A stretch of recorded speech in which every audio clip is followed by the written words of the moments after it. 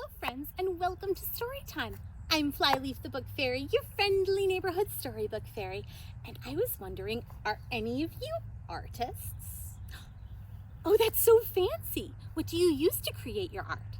Do you use crayons, or paint, or mud, or clay, or Legos, or string? I don't know. Now, has any of your art ever come to life? Today, we will be reading a story about a very magical artist indeed.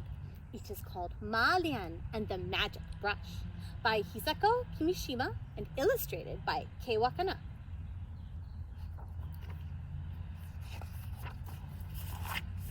Lien and the Magic Brush. There once lived in China a poor peasant boy named Lien. Day after day, he worked hard in the fields so that he would have food to eat and a small hut to live in. Lien's greatest dream was to be an artist, just like you. But the boy had not so much as a copper coin with which to buy a brush. One day, as he trudged along under a heavy load, he passed by the house of a famous artist. Going over to the gate in the high wall, Lien peeked in, hoping to see the great man at work. Silently he stood, watching the artist as he painted a portrait of the Mandarin. At last the boy could hold his excitement no longer, and he boldly spoke up. "Oh, great one," he said, "could you let me have one of your brushes, an old one that you don't need anymore, so that I, too, might paint a picture?" On hearing this unexpected voice, the artist turned around. When he saw it was only a poor peasant boy daring to ask for one of his brushes, he became angry. "Ha! So you think you would like to paint?"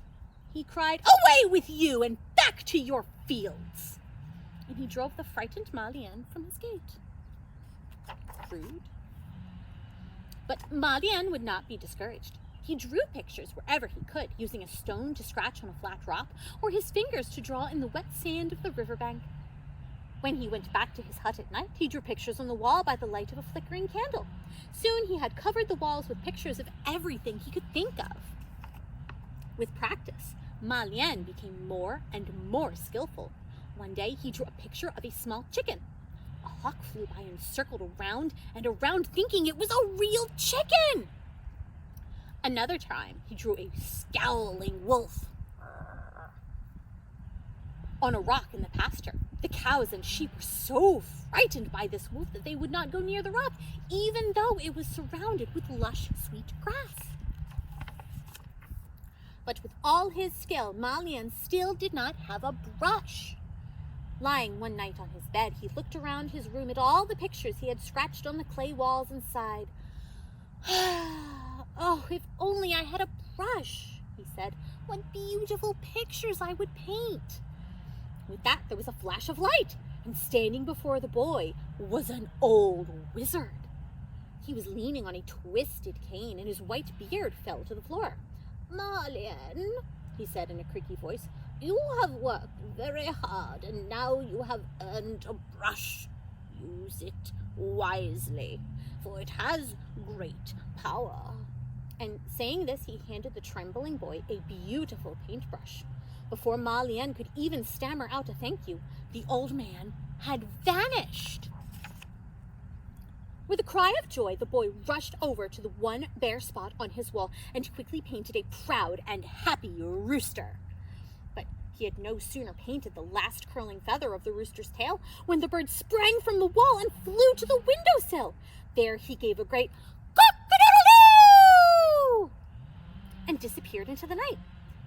"Now I know why the wizard said this brush had great power," said Lien. "Do not worry, old man. I will use it wisely." The next morning, as Lien was walking to the mountain to gather firewood, he passed a rice paddy. There he saw a man and a young boy pulling a heavy plow to till the paddy.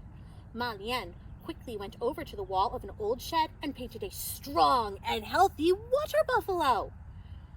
Again, just as he finished, the beast leapt from the wall, and with a low "woo," he lumbered down to the paddy.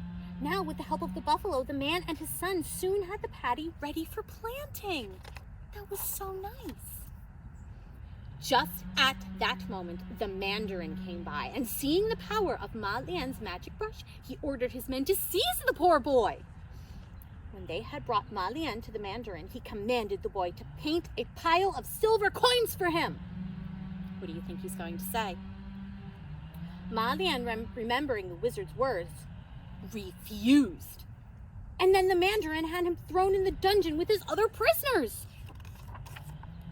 What do you think Ma Lian will do with this situation? Ma Lian soon discovered that the other men had done no wrong, but had been imprisoned by the Mandarin so that he could steal their lands. Never fear, said the boy. I will have us all free before too long. As the night passed, Ma Lian waited until the guards had dozed off. Then quickly he painted a door on the wall. The prisoners pushed against it, the door swung open, and they fled into the night. The Mandarin's men came chasing after Ma Lian, but the boy easily escaped on the fine horse he had painted for himself. Ma Lian knew he would not be safe if he remained in the Mandarin's lands, so he rode for many miles until he came to a strange village. Here he continued to help anyone he could with his magic brush. He painted buffaloes to help the farmers in their fields. He painted chickens for the farmers' wives. And he painted toys to keep the children happy. One day he came upon some farmers hard at work, carrying buckets of water to their dried-up fields. That work is much too hard for you, said Ma Lian, and he set about painting a fine water wheel so that it would be easier to bring the water from the river into the fields. And so it was that Ma Lian and his wonderful brush became known throughout the land. It wasn't long before the Mandarin learned where Ma Lian was living. He sent his soldiers to the village, and when they found the boy, they seized him and dragged him back to the palace. The Mandarin instantly took away the brush and commanded that the boy be thrown into the dungeon. Without this, I don't think he will escape so easily, he laughed. Then he sent for the court painter and ordered him to paint a picture with the brush. What do you think is going to happen?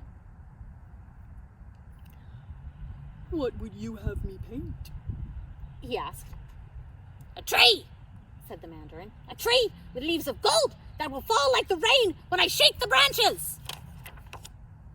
Now, the Mandarin realized that only Ma Lian could paint pictures that would become real. Does that look like a real tree that drops coins when you shake it? Nope. Just a painting. Sending for the boy, he spoke kindly to him. Ma Lian, he said softly, if you will paint but one picture for me, I will give you your freedom. The boy, thinking of a way to trick the greedy man, agreed to do as he asked. The Mandarin's eyes lit up with delight. He handed the brush to Ma Lian and said, paint me a mountain of pure gold. The boy went to work at once, painting a broad expanse of blue sea. The wide sea spread all across the wall. Why do you paint the sea? Demanded the Mandarin. I ordered a mountain of gold. I have not finished, said the boy quietly, and with that he painted a great gold mountain rising up out of the sea. Beautiful, beautiful, cried the man. Now paint me a ship so that I can sail to my mountain and bring back the gold.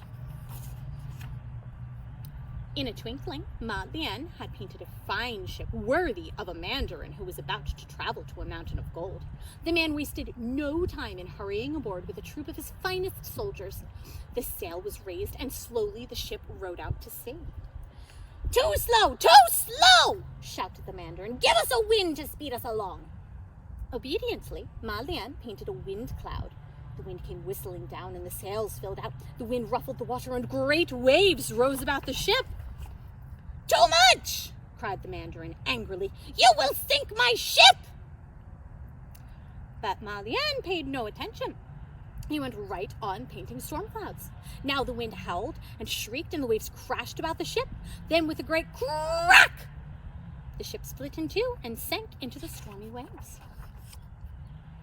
Once more, Ma Lian returned to his simple life with the peasants, always ready to help them with their work, and never again was he forced to use his magic brush for evil and greed. The end. I hope you enjoyed today's story, and I hope you take this opportunity to create some art of your own. I I can't wait to read you another story on another day. Goodbye, friends!